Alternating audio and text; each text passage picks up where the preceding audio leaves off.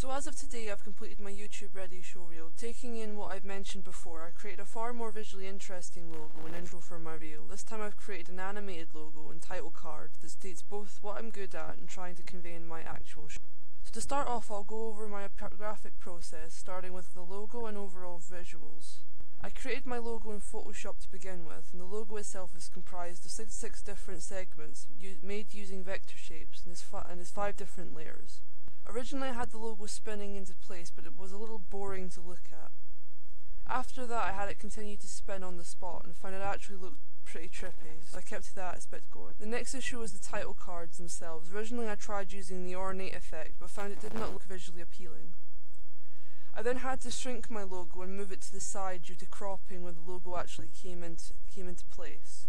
Ornate just looked crap no matter how I positioned the icon and credit, so I decided to go for a different look.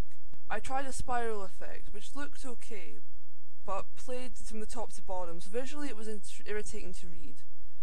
Finally I settled on a branching effect, and visually I liked it. Also I used a script credit for my company name that fades out when the title vanishes, which looks nice. Originally I felt the intro was too long, so I shortened it.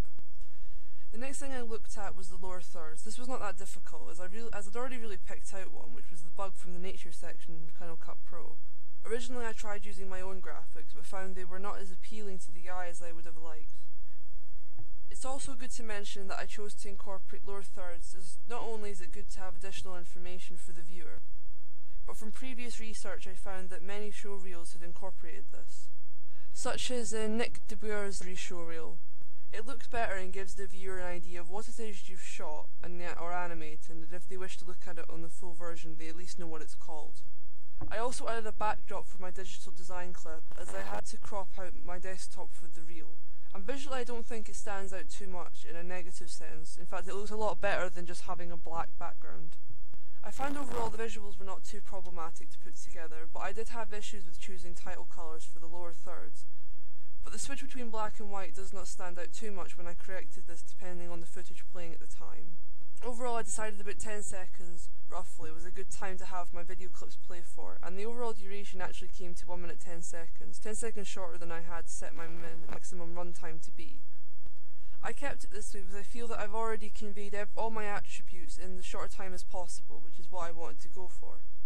Saying that, I made a decision not to add my 3D video to the showreel, as I found it did not look as professionally done as I would have liked my showreel to look.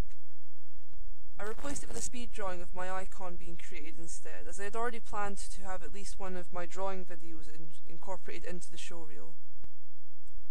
Visually, the only clip I really needed to work on was the grass market project, as the interviewee looked a little dark, but that was easily fixed by increasing my clip's exposure settings. At the end of my reel, I went for a simple ending credit, as visually I thought it looked simple but professional. I've removed the makeup video as I felt it did not advertise my own work, and I feel it looks better without it. As for the British Airways shoot, I took away any shots that were not front on, as I was on the centre camera, and then tried editing the colour balance. This did not work out too well, however, so I kept the footage as it was originally to avoid making it too noticeable that the footage background isn't quite as perfect white as I would have liked.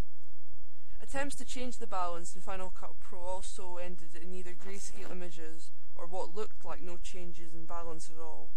Once I've had peer evaluation on my reel, I'll be creating a secondary reel with clips at the end with the featured videos that a viewer can click on and be directed to the full footage.